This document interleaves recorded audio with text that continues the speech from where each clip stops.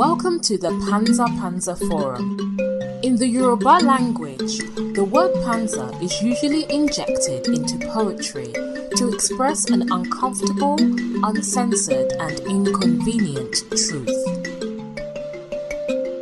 The Panza Panza Forum is candid conversations about the life of African immigrants in America as it relates to their adaptation to their new home. While some may find it easy to integrate and can balance between retaining the original African culture while accepting the culture of their new home, many continue to struggle to find a balance between both worlds. Hello and welcome to Panza Panza Live. This is a podcast where we discuss the lives of African immigrants and their assimilation into Western society as they raise younger generations in a country that is quite different from their own. We also explore the experiences of children of immigrants as they balance the African and Western cultures. We present to you this informative, interesting, and expansive dialogue about the intricate experiences of African immigrants in America. Okay, welcome to Panza Panza. I'm your host, Kemi Serike, and today I'm so delighted about having a conversation with Dr. Adeodat, the Dean of Byrd High School, Early College, Manhattan, about academics opportunity about Byrd High School and how youth within our community could benefit from this academic program. So welcome, Dr. Adeodat. It's such a pleasure to have you on this platform, and I want to thank you for setting time aside this early morning on Saturday to be a guest on this platform to educate our community about educational program at early college at Byrd academic program. So I'm so excited about the wealth of knowledge that you're about to share today. So I welcome you again. For most of our audience who may be curious, or as I always ask many of my guests, can you fully introduce yourself? Talk a little bit about your background to our audience as to where you were born, where you spent most of your childhood and adult life. Sure. So my name is Adeodat Ilboudo. I'm from Burkina Faso. I spent the first 19 years back home. So I grew up there, went to primary school, secondary school, and after my baccalaureate, I moved to France to pursue higher education. So I was in a little city on the west side of France. I actually remained within the west part of France called Brittany. So I did my master's in one of the cities, bachelor's and master's in microbiology. And then I was more interested because, I was still thinking about going back home and offering what I learned there. And on the west part, because it's so close to the water, most of the training that they did was marine biology. And I'm like, okay, fine. I have nothing against sea animals, but I don't have sea in my country. So I cannot do marine biology because what am I going to go study if I go home, So I moved a little bit center to another city in Brittany called Rennes. And there was a program where they were looking for a PhD student on hepatitis C virus and just understanding better about that and the link with liver cancer. So I was like, okay, I think I can do that. So hepatitis, I know, unfortunately, is still, something that is very present back home. So I just wanted to hone my skills in research because I've always been interested in research. So I wanted to do a PhD and do that research and hopefully take it back. Yes. So I applied for the program. So as always, it's competitive. They don't have enough money to fund everybody. Yeah. So basically, you have the subject that compete against one another within one institution. And then you have students that compete. And then the student and the subject compete. It was a whole thing. So anyways, long story short, I was fortunate enough to be selected for that one. And I was able to start my PhD and I completed it in 2013. And then I was thinking about, coming to the US for my postdoctoral fellowship. Worked at Hunter College for almost 4 years. Wow. And then moved on to Byrd High School, Early College, Manhattan in 2017. So I'm starting right now my 8th year at the school. Wow. Yes. That is so impressive. So what was it like, your experience like as an African student in France? What was it like navigating through a different culture, religion, and race? It was really interesting, but I have to say that I was very fortunate in all the challenges I encountered, because when I arrived in the city I knew people there. I actually went specifically to that city because I had friends of my parents who lived there and were willing to host me for the first few years. So even though I had challenges, it wasn't nearly as much as if I was dropped in a country that I'd never been in and not knowing anybody. So at least on that end, I was very fortunate. They were really kind and really took me as another member of their family, basically, until I was ready, to fly with my own wings. That took 2 years. And then I was like, you know what? I'm really appreciative, but I need to also experience the living by yourself side of it. So that was that on that part. So I was really not pampered, but I was within a family who took me in as a family member. Outside, it was slightly different. At school, sometimes you don't know if it's ignorance or just carelessness, but you get some comments. Here we'll call them microaggressions, right? And it's like, oh, how did you get to come to this country? Did our country give you a stipend or something for you to come? Or like, how did you get to come here to study? And I'm like, no, I did not get a stipend. I am coming because my parents sacrificed themselves so I can come and study in this country. So your country didn't fund anything in my schooling, right? And then they were like, oh, we hope that when you finish, you're going to go back to your country because I think that this is where they need you the most. Wow. And I was like, you were not aware of me coming here, so you cannot be aware of when I'm going to go back or if I'm going to go back. So those things, but at 19, 20 years old, it was just weird. So I responded to it in a way sometimes that can seem like brash, but with experience, I'm like, oh my goodness, this was, today I cannot tell you, because they seem well-intentioned. And yet the way it came out was like, really? Anyway, so those were the kind of things, the comments that you would get, or, within your classmates, they always have like some type of backhanded compliment or things like that. But again, because I went there with a specific focus, I just could not let myself be bogged down. So I just tunnel vision and I'm like, I'm here for something. Let me focus on what I'm here for. And that's so powerful what you just said, which many people, we deal with the issue of race discrimination in America too. And people always look at Africans, how do you handle this? Okay, because we don't allow that to actually overcome us. Because we know what the goals are. Okay, your goal is to stay focused on your studies, whether you're working or providing for your family, because you don't have time to be playing with that kind of ignorance. And one thing they are not realizing, before we started talking, I said there are more people in Africa who speak French than the whole Europe in itself. Yes. So imagine the French colonization in Africa, exploiting African resources, human resources that they continue to do till today, which has created so much war in different parts of Africa. So these people are ignorant to their ancestors' heritage of exploitation, stealing from African continent.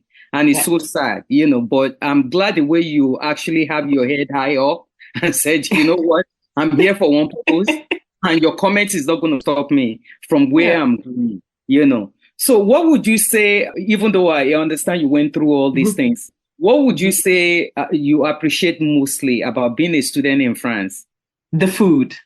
Oh my God, the food. I'm such a foodie. I love food. I love to eat. I just love to hang out. And that was a really good experience, just getting introduced to different type of cuisines, to the cheeses. To this day, I'm still a cheese fanatic.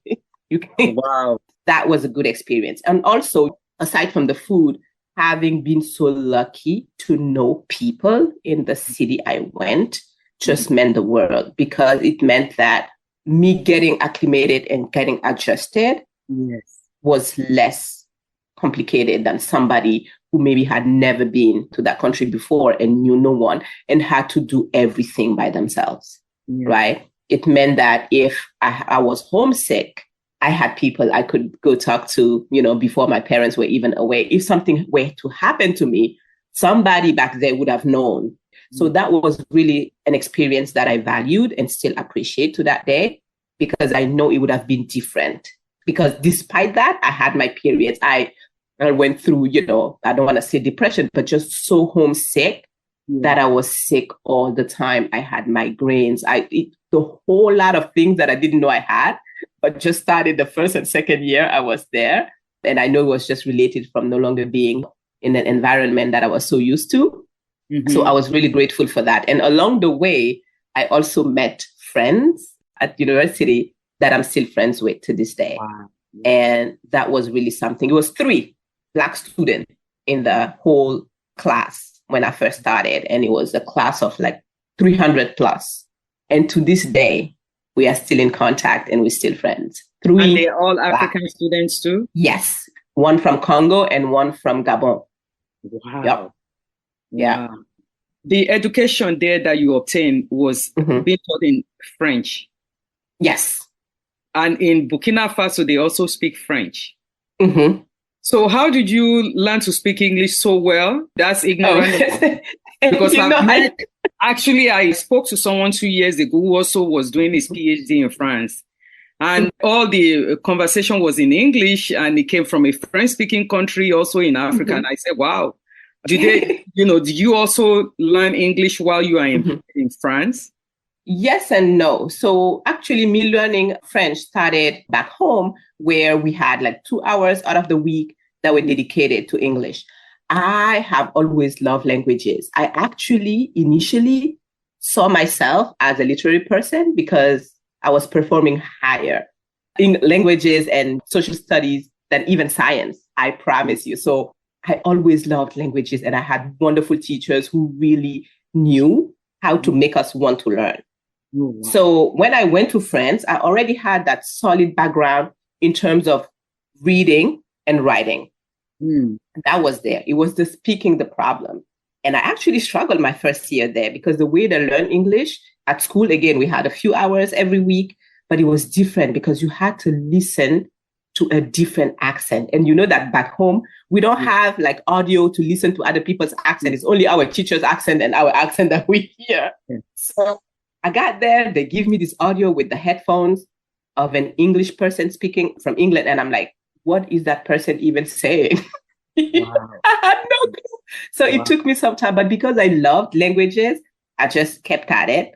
And the good thing also is that for the PhD, because it's a degree that calls on being able to go to other countries to give conferences with people from all over the world, in science, English is basically the language for science. So all the papers that we were reading, attending conferences, all of those were in English. So if you went to a conference, even if it was in France, it was likely that it was going to be something in English. So that's how I started kind of speaking more, because I didn't have much issues with the writing again and the reading, but it was just the speaking, being able to be comfortable and stop thinking in French and trying to translate that French into English. So that's very interesting. So in France, even some of the lectures and some of the research paper that you were focusing on, that you were referencing in your research, were all written in English.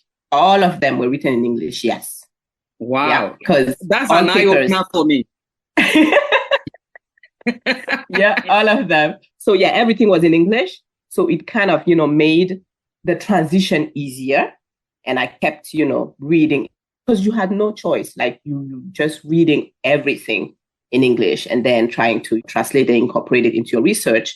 And the speaking, when we had conferences and people would come from all over the world, we were all speaking English. Many of those research papers that you reference, that you use for your studies, most of the researchers, did they come from America? No. So they came from all over. So in Japan, like they would publish in English. Chinese researchers would publish in English. All countries, even you could find to this day, like African researchers publishing in English, because those big journals, right? If you want to publish your research into a journal and have a higher chance of other people seeing it, because that's basically how research works, right? You publish so that the most people can see it and reference it. And then that's how basically, you get known, and then you publish more and you publish in higher journals. Those high impact journals that we call are all in English. So even if you don't speak English, you're going to find somebody to translate your work into English so you can publish that. Wow. Yeah. That is quite interesting how powerful English language has dominated the whole world. Yeah. That is so powerful. Wow. So, yeah. Thank you so much for that. So I see now, in terms of the fluency that I see in you and many other people that I've spoken to, that they went to school in France. Thank you so much for that. So after you completed your PhD in France, you migrated to the United States as a postdoctoral researcher at Hunter College, like you said before. How was the educational system? Do you find it different from France? How do you find it different?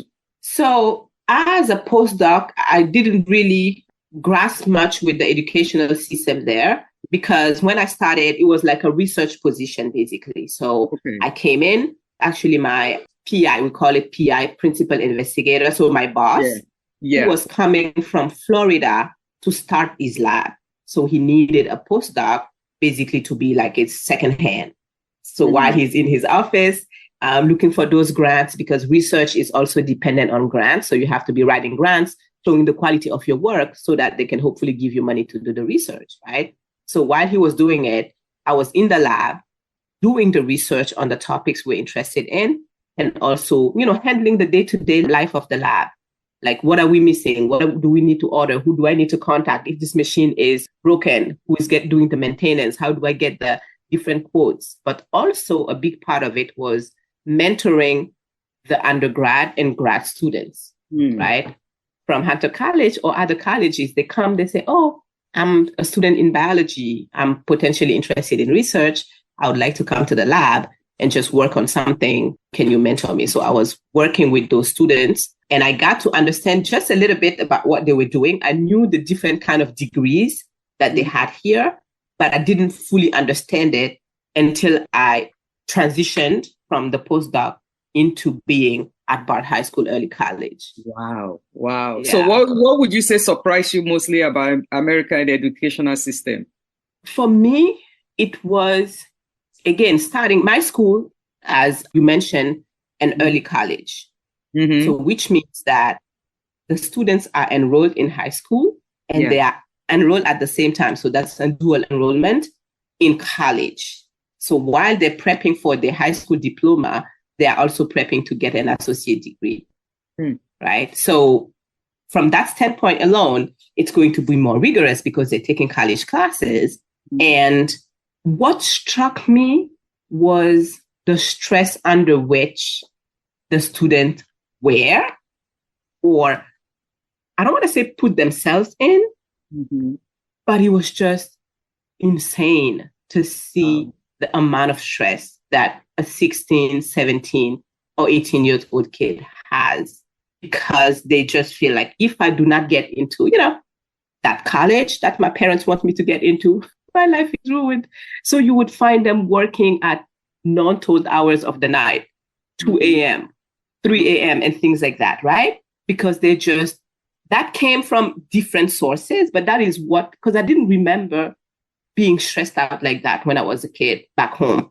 Again, that was over 20 years ago. So it's not like I can compare, but that is something that struck me. But also what struck me was their resilience, the ability that they had to handle this and do the work.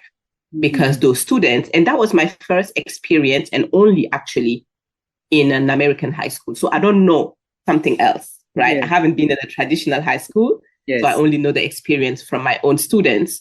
So that was something, to see them handle the work and be so really performing on high levels, because they came to the school through a test. So once you got there, you knew that you jumped through hoops. So that was one thing. Another thing that is actually also related that I didn't get to experience back home or in France while I was in college was how much activities and things they get to do within the school as extracurricular and outside the school. I was like, oh my goodness.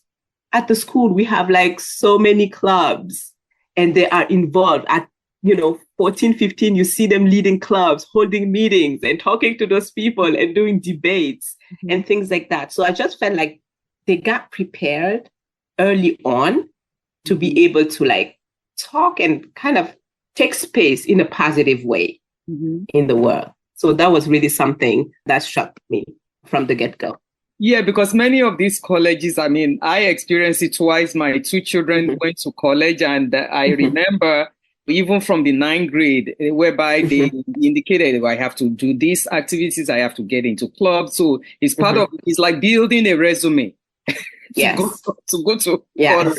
You know, they have to have something tangible, not only in academia, also extracurriculum activities, which a lot of, even politically in America, they've been talking about it, that it puts too much stress on the children. And it tends to create a lot of mental health issue in terms of trying to get into the best school, applying for Ivy League. Some kids are not even looking into other school of it fits them very well. One thing they told me initially is that they don't want to go to a big school. They want to go to a small liberal school, hard school, whereby they can actually explore and get the advice from the professor as much as they can. You know, absolutely. And that's part of actually my work as the Dean of Studies and also a CTO advisor, is really having those conversations with the students about what it is that they really want, who they are in terms of personality. And like you mentioned, getting the attention from the teacher. Actually, what I like about the school, not only because I'm there, is that because it's like a college setting and they're taking college classes, we teach them everything that they're supposed to do when they get into that 4-year college, or the office hours, like meeting with the teacher, having that attention from the teacher. Our classes are capped at 24. There's no class that has more than 24 students. So the teacher really gets to know the student on, a personal level. And we always tell the student it is so crucial that you learn to request that help. Not even help, just get to know your teacher, because you're going to need them. Something is going to happen and they're going to need to know you as a person so they can vouch for you, right? So we have those office hours and kids would go just to, chat, because I still teach among my responsibilities. So I get to meet with the students and have the conversation. What are you interested in? What type of school do you want to go to? And sometimes they tell you who they are as a person and what they're interested in. And it's like, applying to that Ivy League school may not be the best option if what you're telling me about yourself. But there is that pressure that the name of the school has such a high impact to this day that nobody is talking to the student. What are the implications? Are you going there under a scholarship, or are you going to fork the money? How much is it going to be? Why are you going there straight out of high school? Can you hold on a little bit, do something else, and then transfer there later? Like those conversations. But sometimes, because they're just so roped into the day-to-day, they cannot pause to think about it, right? So our goal is to talk to them, be like, we want you to have high expectations for yourself. We want you to aim high. We want you to have ambition. But an Ivy League school is not the only way you can show that the high expectation of yourself. Let's think about all the other options that are also excellent. I never knew until when because when I'm doing something, I always do my own research. When my children started applying to college, and I was reading more about Ivy League, that it's not even the professors who are actually teaching the class because they are busy doing research. It's actually grad students who are teaching the classes. And imagine having in Ivy League over 300 students in a classroom. Okay, where would they have the time to actually professors? And that is the reality. It showed to me that I try to tell people, because it's not only Ivy League students that occupy top jobs in the United States. No. Ivy League graduates. That's true. And sometimes I use myself as an example, and I just tell them, it's like, I didn't even go to school in this country. I did not even go to school. So when I came, it took me time to kind of understand the system, but I was like, you know what? You just have to think. Again, at 17, 18 years old, we are not expecting you to know whatever is going to happen in your life, to know straight away what you want to do. But at this age, you know yourself enough to know where you are, what are the things that you like, and what are the things that may make you happy in the long run, right? So as long as you are fulfilled and you have this path that you find joy in and that you can live off of, because let's be honest, you still need to be making a living. But if you put yourself in such a pressure that, you have to go to the Ivy League school, and with all of the stress of finances, how are you going to pay for it? You're going to become a miserable adult. Yeah. You have the Ivy League degree that you can plaster on your wall, yes, but you are a miserable adult. And what good is that if after going to this Ivy school, then you're going to have other issues? So I always tell them, just think. I'm like, look at me. I'm not saying that, I'm successful or whatnot, but whatever I'm doing brings me joy. I wake up in the morning and I'm excited to go to school. I'm like, oh my God, I'm going to see my students today. We're going to get to talk. And that makes me happy. And I, make a living out of it. And that's it. So I don't need the Ivy League school. I didn't need it to have this position. It's who I am, the experience that I brought, and my personality and my character. Yeah. Right? You can have all of the degrees, but if you're not a well-rounded person, it's not going to work out. I've seen many people who initially they went to Ivy League. They think they're going to major in science. They're going to go into studying studies. They're going to major in something. And they got there. It's more difficult for them. It's more difficult and they cannot fulfill that dream. They end up doing something less than what they actually bargained for. So, but now I just want to gear towards the program that you are in, Bird Early College Program. I was not aware of this program until I listened to the interview that you had with Mo Sibyl podcast. And I was very excited to have you share your insight into the listener who may benefit from this program. Can you provide the overview of the early college program at this school and the goals of it? Okay, sure.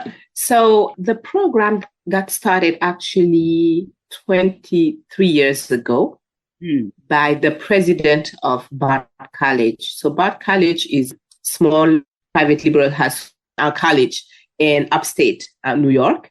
And the president of Bard High School realized that, Bard College realized that at a certain point, students that are in high school are ready for college level work, that we need to challenge them more, right? And in his idea, it was to get them to that college level of rigor the last 2 years of their high school. And the other goal of that program was so that maybe families who have students who are bright and are ready for that work and couldn't have afforded 4 years of college get a leg up, right? Because if you graduate with an associate at 18 years old and you can transfer all of those 60 credits, you only have 2 more years before you get your bachelor. That's 2 years of college for free, basically, right? So the goal was really to push the students to be able to critically think and to reflect at higher levels, but also to help those families who maybe have not considered college as an option. The goals were really to help the students be able to think critically, to be able to have that rigor and process information at high levels, and also be able to help students who may not have considered college as an option because of cost. Because if at 18 years old, you already graduate with an associate degree, you are much more closer to the bachelor in 2 years if you're able to transfer all the credits than having 4 years, right? So saving 2 years of college tuition is a big deal in some families, right? So being able to offer that was kind of the goal. So you come to the school through a test. So again, it's rigorous. So we need to make sure that the students who are going to come in can handle the work, because it is a lot. It is a shift. It's a challenge. So they come in and they come from all the boroughs. It's a screen school. So students come from the Bronx, students come from Brooklyn, all parts of New York. Some students commute 2 hours to come to school. And I understand they also have school. I didn't realize until when I went on the website, they have also in Maryland, in other states as well. Yes. We have 10 schools, 10 early colleges. So the first one to open was my school in Manhattan. And then they opened one in Queens, and then one in Cleveland, in DC, in New Orleans. And then they actually opened one last year in the Bronx. and they're opening one. They had the ribbon cutting last week in Brooklyn. Wow. This is new to me. And that's why I said I have to bring this information to the community. So what are the criteria to be eligible for the program and the application process? So the application process, because we are also a DOE public school, the application process goes through the DOE. So you apply, and then you're going to rank all the schools that you want. And for our school, you are going to take a test. So before the pandemic, it used to be you would come in the school for an English and a math test. And then you would come later if you were, depending on your score, you were selected for the second round. You would come for an interview because we're just trying to see, what kind of students you are, what are you up to, what you will bring to the school, and what we can help you also get. So we'll do the interview. And then because we only take 9th graders, we take a maximum of 150 students.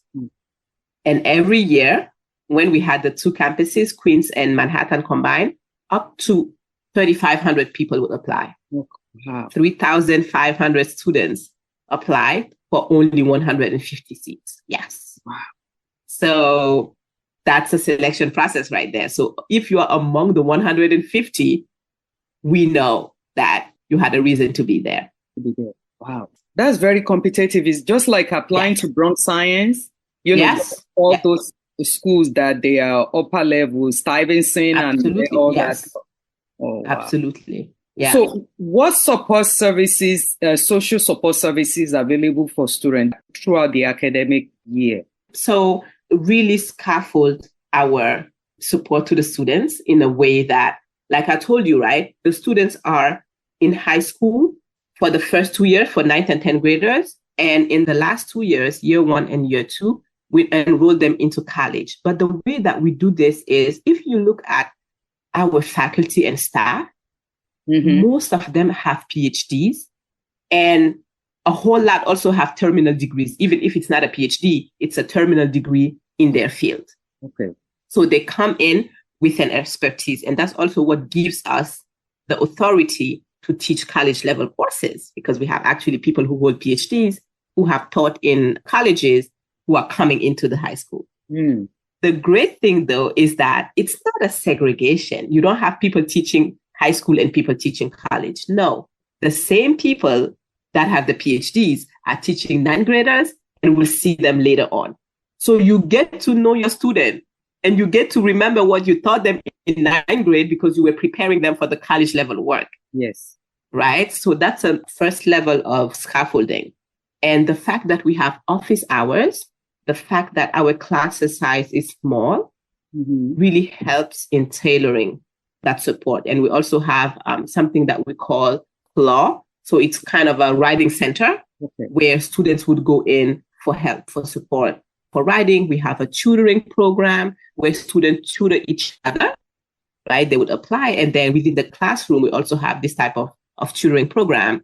And it's really done in a way that we scaffold the help so that they can be independent later on and be able to handle the work, know how to work, know how to learn, and those things. So, and how to study and take notes.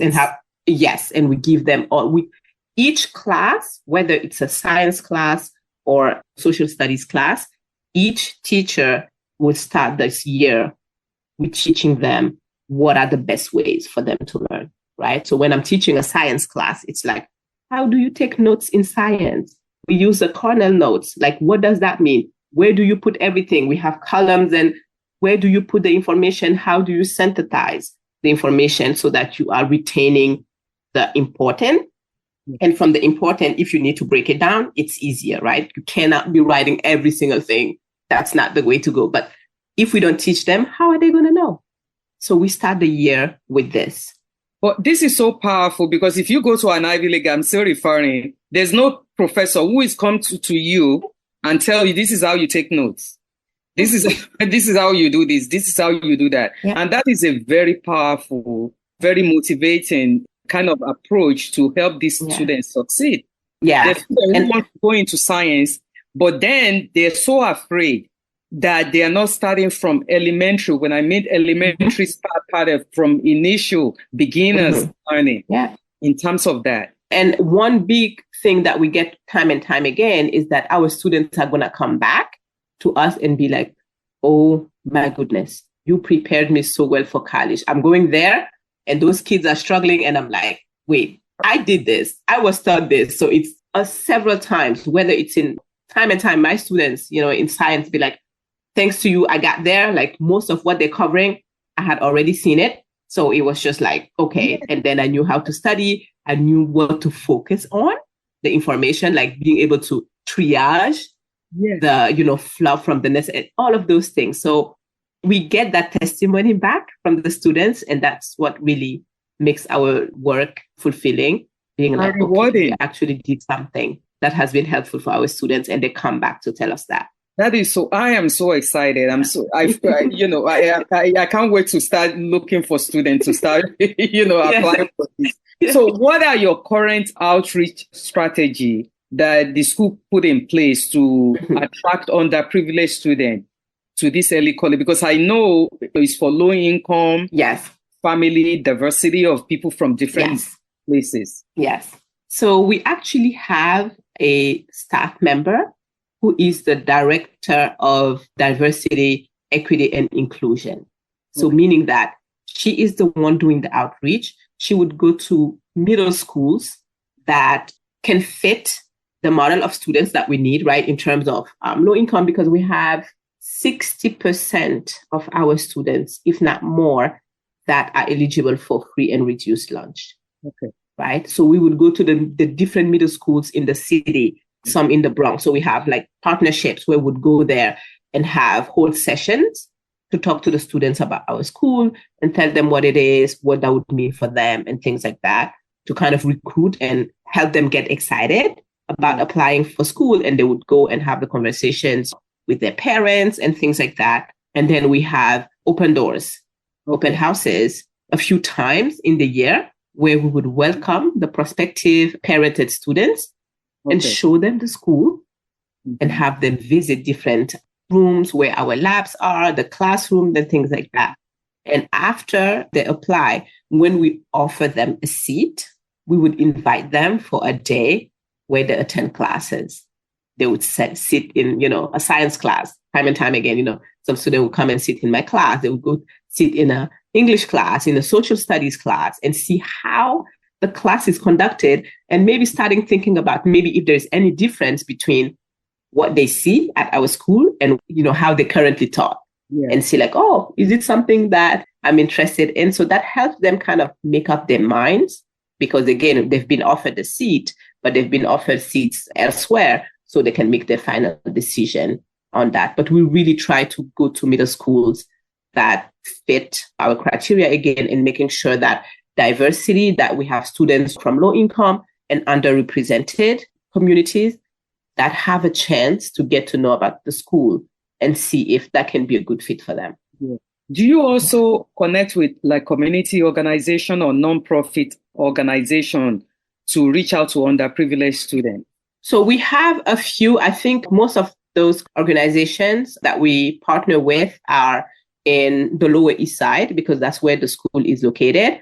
But I think we'll definitely be open in having more collaborations, because the more the words gets out there, it's true that we still have a large number of applicants, but we want to make sure that in the representation, we have students that fit the model. And actually, so because the campus that I'm in was the first one, there wasn't a specific thought about the percentage of students that were local that we wanted. But the new schools, the Bronx and the Brooklyn campus, have a specific percentage, right? So I think 60% of the school body comes from within the neighborhood. Okay.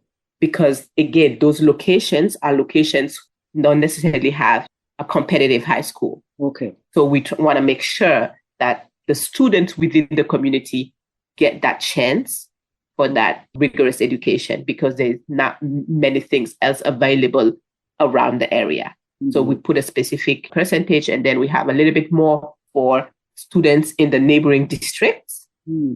and then only 10% for students who can come from the other parts of the city, right? So we try to make sure, again, because those schools are specifically in locations where there's underrepresentation in rigorous education. So your location in the Bronx, where is it located? It's Boston Road. Okay. Yes, it's a co-ed. It's a co-located. So they're sharing location with another high school. Yeah. Okay. And the one in Brooklyn is in East New York, but the location is shared with the middle school, not a high school. It's a middle school. Oh, wow. Yeah. And then I also understand you might be offering like mentorship to help students navigate through the challenges in early college life, during the program, like you said. Yeah. So how does the program address the barrier to success, such as access to technology, transportation, and childcare? Because you might have some of these kids who have children also, and they are interested. Just because a high school student have a child does not mean they cannot take advantage of the program. No, totally. So in terms of the support that we provide for the transportation side, there's not much really that we can do because it's going to depend on where the student lives. The good thing about the school is that we start at 9 a.m.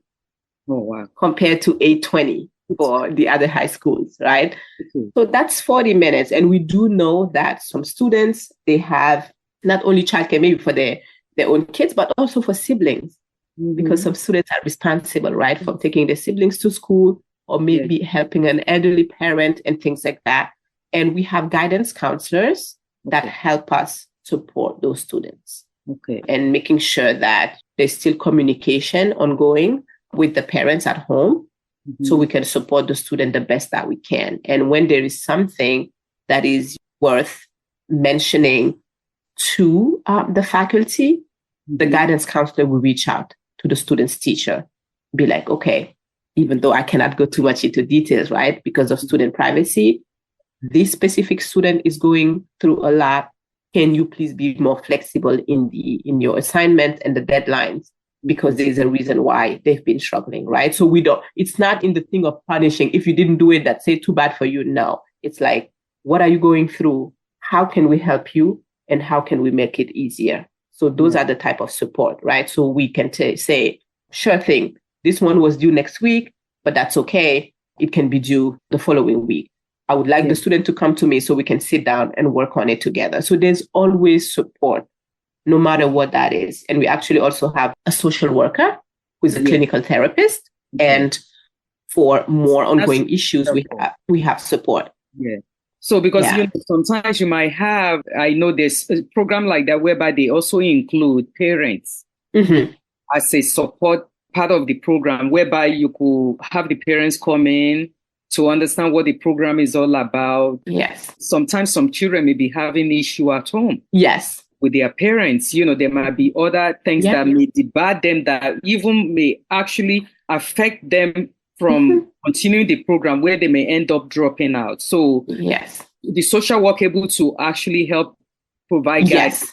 And actually it also starts in the classroom, because again, 24 is our maximum. We have classes that have less than 20 students, right? And the teachers are attentive. You get to know the kids, you get to know their personality.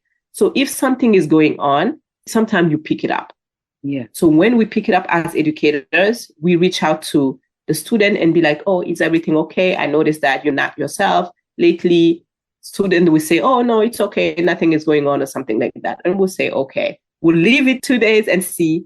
And then we'll talk to the guidance counselor and be like, this student has been withdrawn. I don't feel the same energy anymore. Can you please check in? And the guidance counselor will call on the student to have the conversation. And sometimes we get to understand a little better what's going on and if we can help support. Other thing for the parents, you were talking about involving the parents. Yes, we are a school where we value the community, right, in educating the student. It's not only when they come to school, we have nothing to do with the parents. No, it's a team effort. So in order to do that, what we do at the beginning of the year is hold a parents' night, where before the pandemic, they got to come to school and we talked about the curricula. Like, what are we teaching? Where is your students' classroom? Like, what are they learning? Who are the teachers who are teaching your kids? And things like that, to present to them the curriculum and the building and so on and so forth. Now, unfortunately, with the pandemic, everything moved to be remote, but we still have those nights where the parents get to ask questions and actually see their students' teacher and know if something is on, this is the number I can call, this is the email I can use to reach out to the teacher. And we really value that. Because being that my own children went to private school all throughout, and it's a school that demands parents to be there. Mm-hmm. So I was so used to it. When they got to college, I was always there. When they during the year, they have family program whereby parents come over the weekend to the colleges, and then you participate in different events in the school and all that stuff. And I think that's very powerful, because without the parents' support from the high school, it would be difficult for them to be successful. And one thing that I found that in public school education, especially, parents don't even know the importance of showing up in the school to find out how their children are doing. They don't even know the importance of showing up in the school during the parent-teacher conference to find out how the children are doing. But one caveat of that, though, I totally hear what you're saying, and I agree. But I think some of at least from what I'm seeing, is, again, I just mentioned that most of our students come from underrepresented or underprivileged backgrounds. Mm-hmm. We are far on the Lower East Side of Manhattan. Some parents live in the Bronx. Yeah. If there is a thing that is the afternoon and they have young kids, where are they going to leave the kid with so they can come to that school? Yeah. For 1 hour of meeting or 1 hour and 30 minutes, they're going to travel 2 hours to come to the school and 2 hours to go back. Mm-hmm. So sometimes it's not like they don't want to, but the system put in place prevents them from being able to do that. Yeah. Right? Or they're working jobs that don't have regular hours, that they don't have the flexibility to say, I'm going to take 2 hours to go to my kid's school and I would make it up. Yeah. It's either they take the whole day or they go to work. If they depend on that work to feed the kid so the kid can go to school, sometimes the choice is made for them, right? And that has been part of my work in the school, to try to find ways to get the parents to be more involved for those who cannot make it physically to the building, because we do understand that, again, when you come from a certain background, there are some things that you cannot afford to do. Yeah, that's true. Right? So that was an eye-opening, actually, for me as well, to just realize that, because I was like, man, we care about your kids. We want to work with you.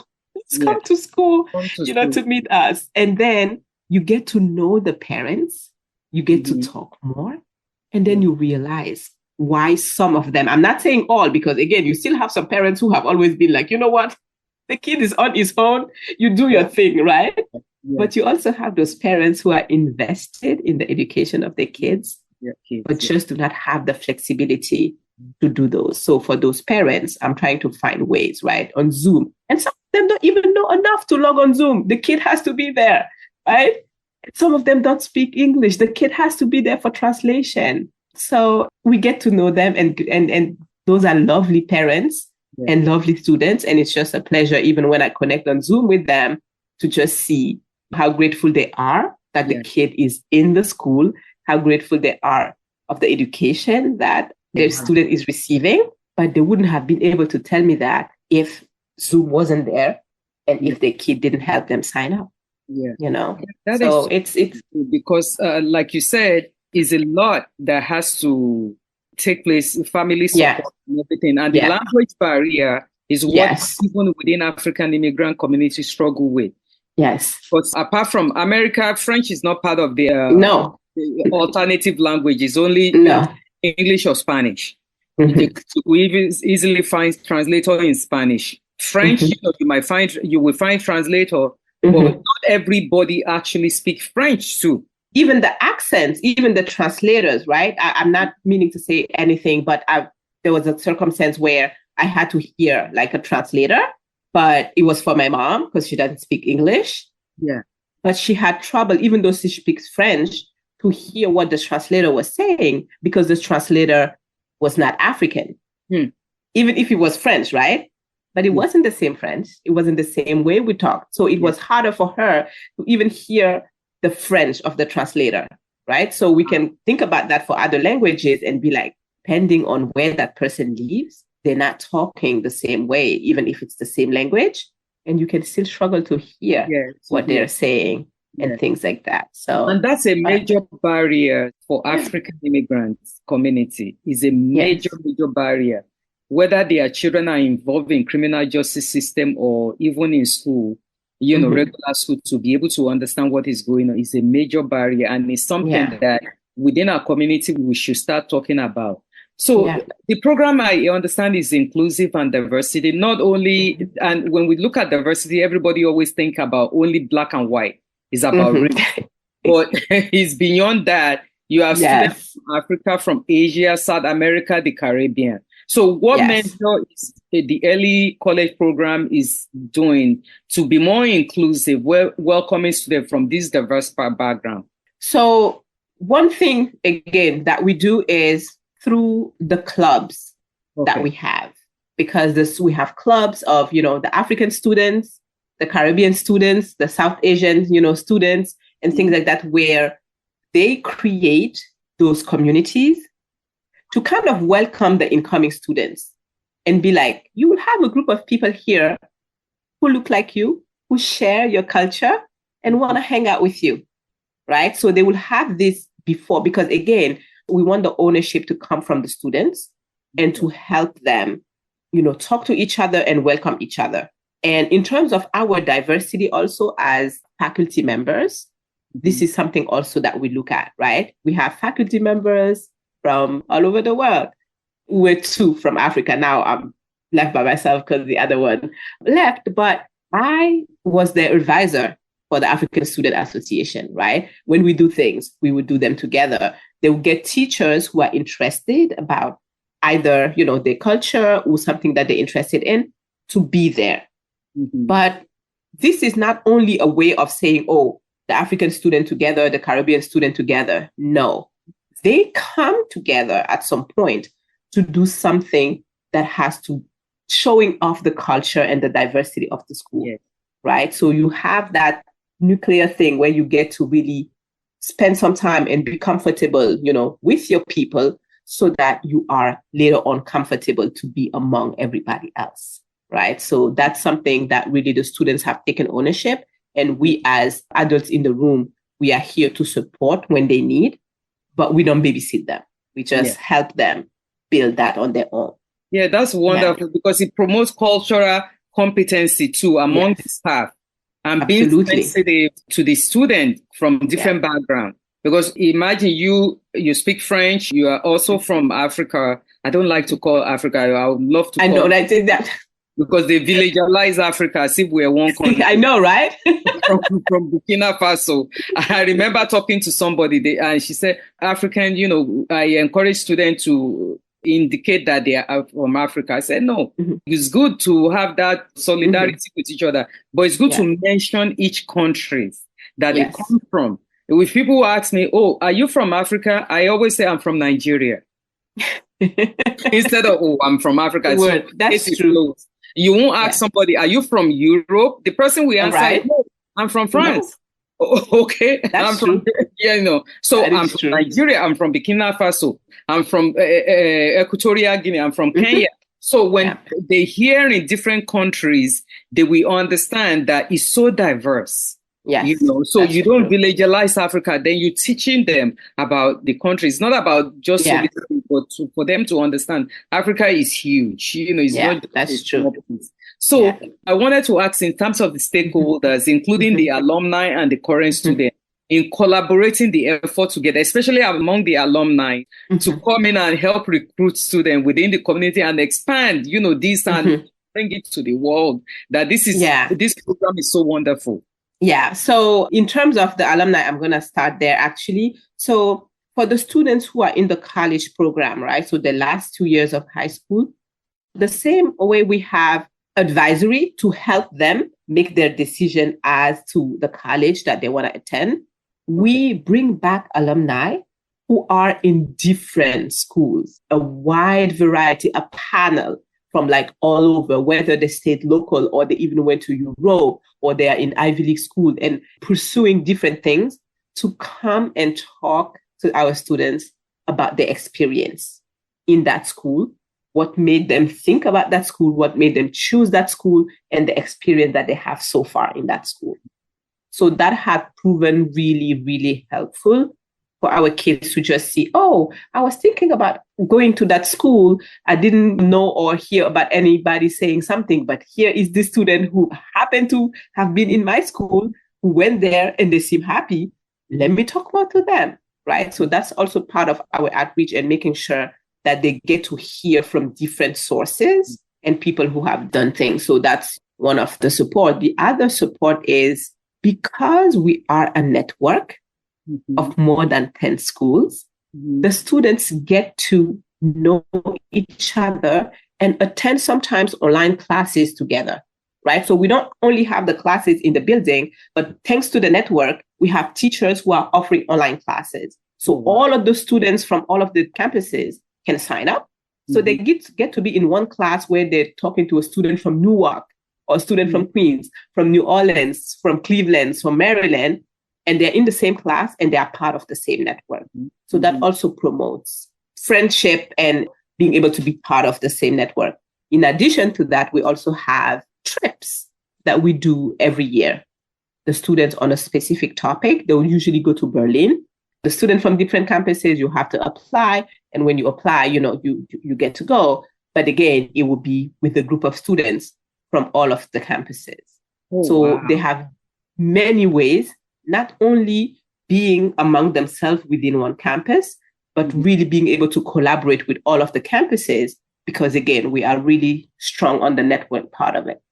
Oh, that is so powerful. That is so powerful. And when they finish your program, they don't need to stay only at Bird College. They could go to any colleges. Anywhere. We have students who, after our school, they have earned full tuition to go to Harvard.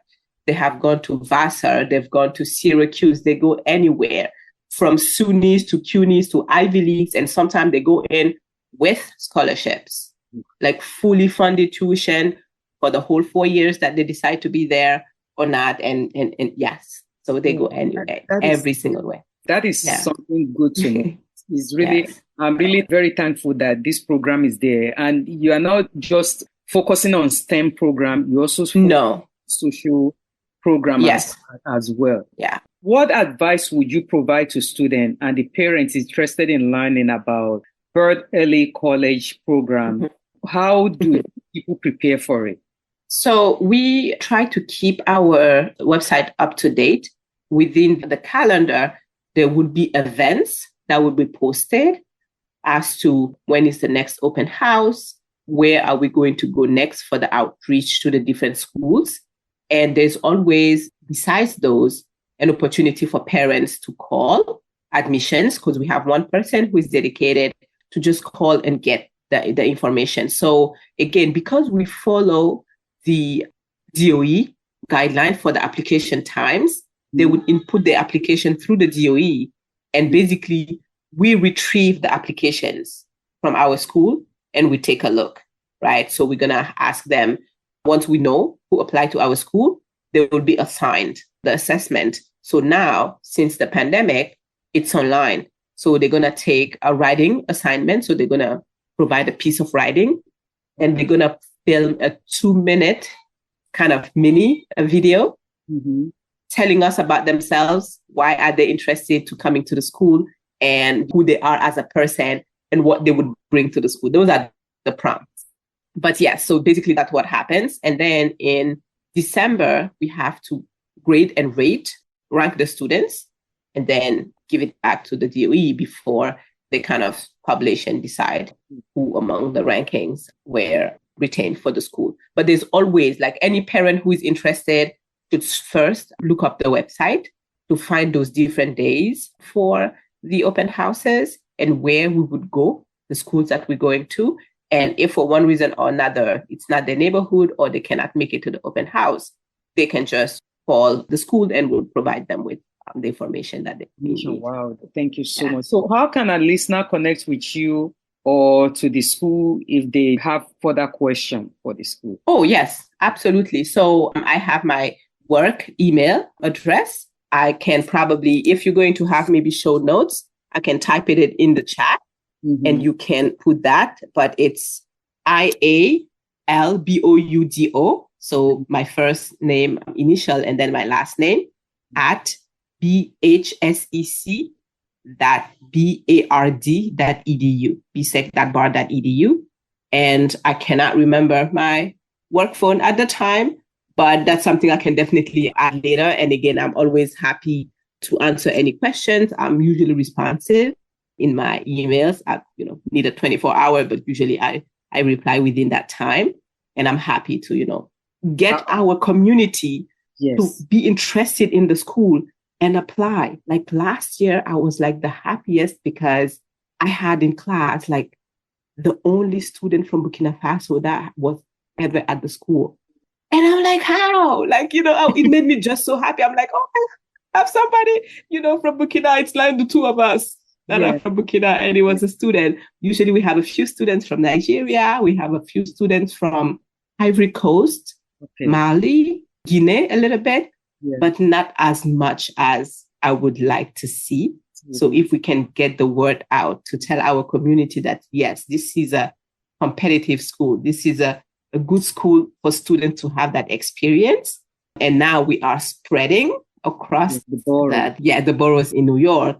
Please consider it because it really offers opportunities to the kids. So I'm happy to be here today and be able to pass the word and hopefully get more, Thank you so much.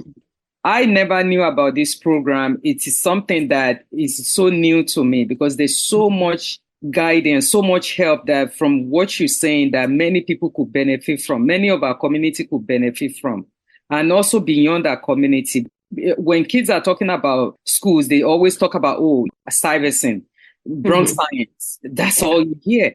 But this is a good program that many students and family could benefit from. And also, you're not just teaching the kids, you're also collaborating with the parents and the members of the community, which is so wonderful. So thank you so much, Dr. Adeodat, for your time, for the wealth of knowledge you shared today about Bird Early College program and the step parents and the student can take to explore the opportunity. Your advice will definitely help families to make informed decision, I would say, on the application process, how to prepare for the transition. So I really appreciate your dedication to support students and looking forward to seeing many members of our community, African immigrant community, applying to this program.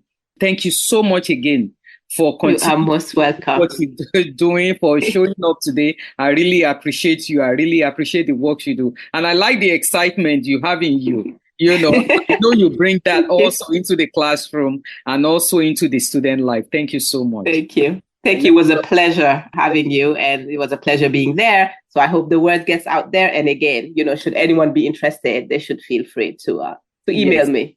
Yes, thank you so much. Thank you for joining me today with another episode of Pansa Podcast. If you'd like to connect with me, you can email me at talk@pansapansa.org.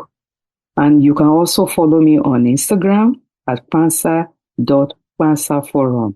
Remember, each story shared has the power to inspire, educate, and connect us. And I hope that today's episode left you with a new perspective and insight. So join me next time for another deep dive into the extraordinary narratives that makes us who we are. Until then, be kind to yourself and to others.